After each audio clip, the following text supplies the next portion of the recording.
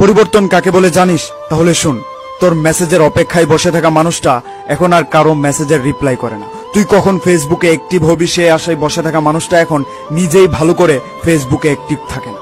তোর মেসেজের অপেক্ষায় রাতে না ঘুমিয়ে বসে থাকা মানুষটা এখন তুই ঘুমানোর আগেই ঘুমিয়ে পড়ে। মেসেজ পাওয়ার পরে সাথে সাথে রিপ্লাই দেওয়া মানুষটা এখন মেসেজ পাওয়ার পরেও রিপ্লাই দেওয়ার আগ্রহটা হারিয়ে ফেলেছে।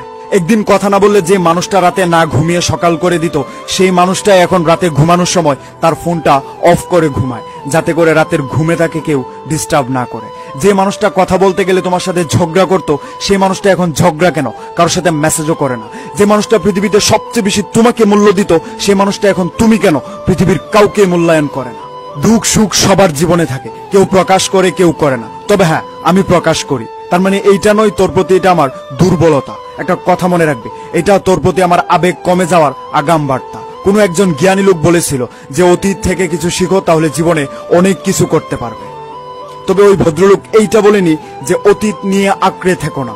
আমার জীবনের সবচেয়ে বড় ভুল ছিল তোর অতীত নিয়ে আঁকড়ে থাকা। তবে আমি দেরি হলেও এটা বুঝতে পেরেছি তুই আমার জন্য ছিলি না। ভালো থাক দূরে। Good bye.